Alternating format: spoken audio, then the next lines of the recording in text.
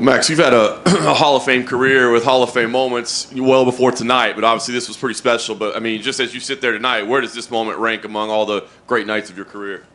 For me personally, second. Second, man.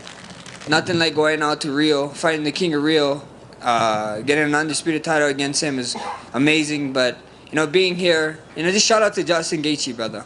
He had everything to lose. Everything to lose. He still took this fight. UFC 300, the biggest fight card for the next decade probably, and to go out there to do what we did, you know, we both got paid, so I'm happy for that. And even the fans, you know, the fans pushing him for this fight, Justin accepting the fight, getting my floor shorts, crazy championship-like walk. So, you know, it was just an amazing night. Yeah. Obviously, the end of the first round, that turning sidekick did a lot of damage to him, but then you kept throwing that throughout the night. Was that because of the success you had the first time, or was that something you keyed in on in the game plan coming in? Justin just liked when he stands still, he stay there, you know, or when he throw hard, he stay there. He's there to get hit, you know. And I was blessed enough to land that spinning back kick, brother. You know, I think it broke his nose. I could hear Trevor in there being like, "Don't blow it out, don't blow it out." So I was like, "Yeah, his nose is broken," and I just knew fighting 20 minutes like that, you know, is a tough thing. So I think so. As being at altitude helped him a lot because, brother, any less of a man does not do what Justin Gaethje does, brother. That guy he's made out of titanium, brother. I don't know what it is. He's a titan. Yep. The moment that'll live in history, of course, the finish, right? I mean, what's going through your head, right? Because you're clearly ahead on the scorecards at that point. I mean, we've seen you engage in the center like that before, but a guy like Justin Gaethje is even more dangerous with guys that you've done it in the past. What's going through your head in that moment that you're like... This is the moment. This is what BMFs is known for. You know, the baddest mother effer. First of all, I want to change the name to Blessed Man Forever. That's what the belt means when I hold it. Blessed Man Forever. But if that's not a BMF moment, I don't know what is. If the cards was flipped and Justin was up, if he felt like he was up, I knew he would give me that 10-second shot. So he's a bad man, and I don't know if I ever gonna share the octagon with him again. He's a legend, brother. These are the type of fights. This is the type of stuff you do to etch your name in the history books. And I'm just happy that I was the one landing. You know, he missed some shots. I was getting hurt by the wind of his shots, but that's how hard he hit. This guy is he's the next level. I don't know if I've ever seen a guy with more options on the table than you probably have right now. 45 title, 55 title, BMF title. I mean, is there one thing, knowing that you can pretty much call your shot at this moment, that means more to you than anything else? Like I said, bro, I did a bunch of interviews with you guys all week, and I told all you guys, ask that question when I come here, and we're here now, and I got options, man. It feels great. You know, Dana's happy, Hunter's happy, Sean Shelby's happy. You know, we can sit down with my team and figure it out, you know. I saw that just announced the 55 title, so it looks like he's finally defending against a 55er, which is, you know, good on him. And like I said, you know, there's an El Matador.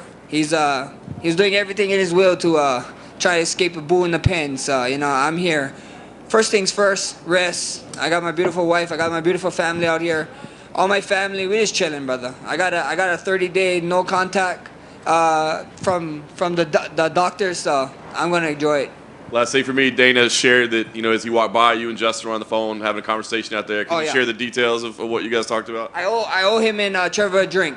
I told him that we'd have a drink together. So at the end of the day, that's what it is. So they was keeping me to it. It's like, brother, you need to find us and come get this drink because you owe me a shot. So hey, it is what it is. Like I said, Justin is different, brother. Their whole team, they respectful guy. Like I said, he had everything to lose. And he still gave me a shot, you know what I mean? And it happened this way. So I got nothing but love for him, brother. Like me, when the first time I fought in Denver, we had everything set up. Like not many people know, but Justin took care of us. Justin drove us around. He had his whole life and his dog in that car. You know, it was crazy. And to be sitting here at UFC 300, standing in the octagon across him, looking at this dude, like, holy shit, you know, that's amazing.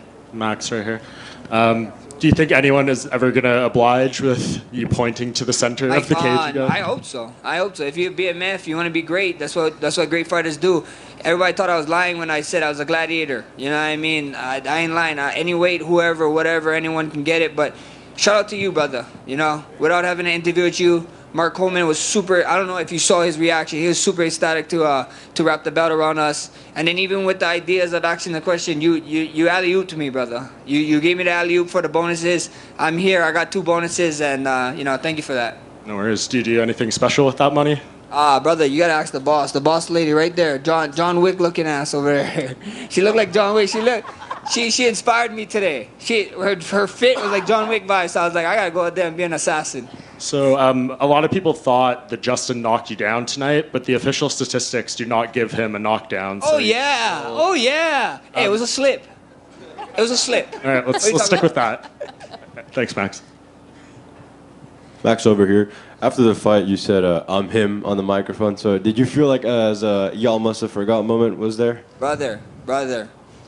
I was counting out. People was telling me what I was doing. Justin was going to be too big, too strong. Just a lot of stuff, you know. People need to get reminded. And I'd let them know. I was telling people all week, bro, we're him. Well, I'm here. And you guys need a reminder. Everybody was talking about the haircut is back. I guess so this haircut is like going Super Saiyan or something if you guys are anime fans. So at the end of the day, it was just a huge moment for me, you know, being blessed enough to be in there, being UFC 300, having this event, brother. This event is going to be talked about for ages, you know. I don't know what card is ever going to have 12 or more champions on top of it, you know. So we might have to wait to 400 for that one, and that's a ways away. And obviously, you want that Ilya Topuria fight, but after how good you look tonight at 155, could you see a world where you call 155 home for the long term? We see what happens, bro. I'll go sit with my team, and we have options, brother. I ain't in a rush. No, I ain't going nowhere. I'm only 32, brother. A lot of people watch me fight when I was 20 in this sport, and you guys think I'm like 41 or something. You guys think I'm DC's age. You know, I'm not. I'm 32. I'll be around for a long time. Get used to it. By any chance, did you see Ilya's reaction to your knockout? Yeah, I saw it. People saw it, but I don't know. Like, you know, like everybody's like, oh, he's like whatever, but.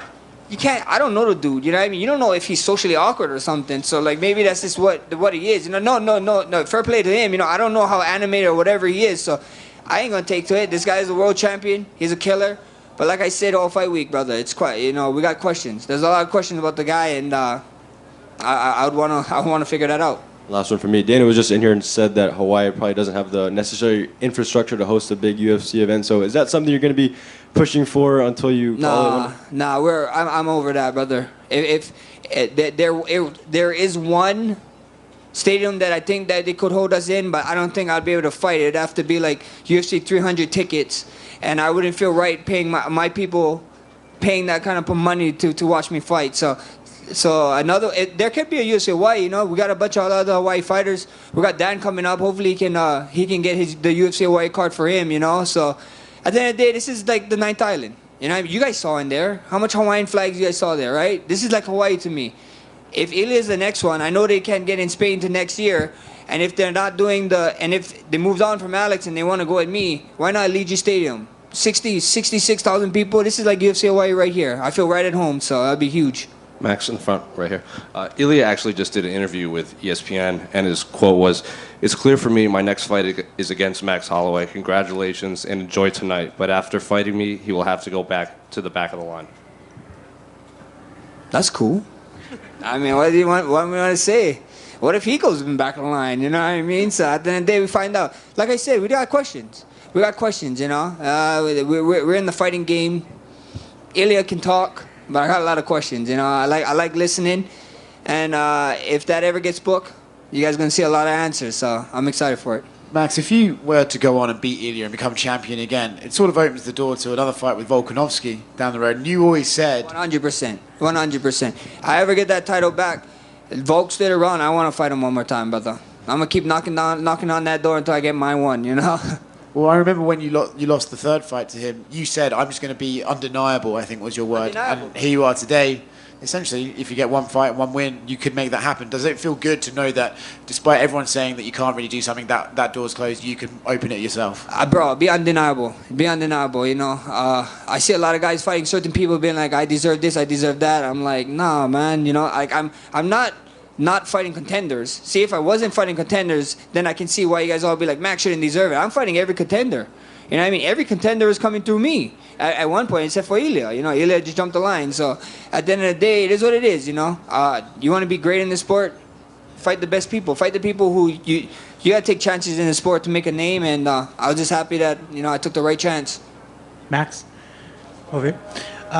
You threw like 700 spinning back kicks to Gaethje. The first one broke his nose, obviously. But was that something that you saw in film study and like something that you saw that maybe you can get him with?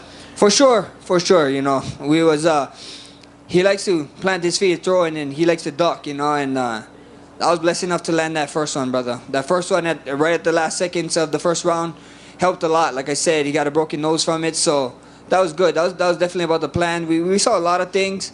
Justin's a little quicker than I thought he would be, but like everybody said, that guy hit hard, brother. It's very hard. So you know, I'm glad I got to come out of this kind of unscathed. The leg is kind of stiff, but it is what it is. And you know, obviously, you say you have options. You have Ilya. You have the winner of Islam Poirier. Connor and Chandler just got announced tonight. Is that a fight that you're going to keep your eyes on? Brother, we got options, brother.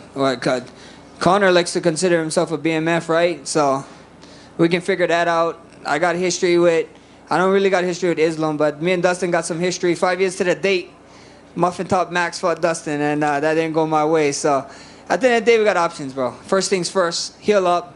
I'm going to enjoy this with my family, and you guys can ask me in a couple months what's the next step is. Max, here. I don't know where here is. You won your second belt today. Do you think about winning the lightweight title to be the only fighter in history with 3 belts? I mean, if it's history, let me do it. You gotta ask Dana White. Yeah, ask Dana White them that. If it's history, it's history. I know right now. I hold the history for winning an interim, undisputed, and now the BMF. So why not? You know, I want to be great. I want my face to be edge in the record book. So if that's the next step, that's the next step. Hey Max, right over here. They did just announce Islam taking on Poirier, who obviously you got history with. How do you see that fight for the lightweight title going in June? Should be fun. Should be fun, man. I think it's going to be a fun one. I think Dustin is coming to his own again, and should be exciting. I mean, what is the over-under on top of Justin jumping a ghillie? Because you guys all should make a bet and get money, because I can't bet. Thank you. Hey Max, UFC 5 came out last year, and are you still incorporating that into your training routine to come up with combinations? No, I haven't been playing too much games. I don't play fighting games. I play shooting games. I play first-person shooters. But yeah, you know, if maybe come over to my kick.com/Max Holloway. Maybe you guys can harass me to get some to learn some new combinations on there. One more. Last one, brother. Max, I caught up with the great Brian Stan outside, and we were talking about you, and he agrees with me, man. Why go backwards? You look tremendous. I did a side-by-side piece. Your neck looks bigger, your lats look bigger, your biceps look bigger. Dude, we just saw the results. Why go back to 45? Because I got unfinished business, brother. I got unfinished business. A lot of people is talking about Ela like the next big thing, and I want to taste, brother. So we see what happens, though. You never know what happens, brother. And of course, I'm going to look big. I'm Polynesian, brother. I finally can eat. Thank you. Thank you.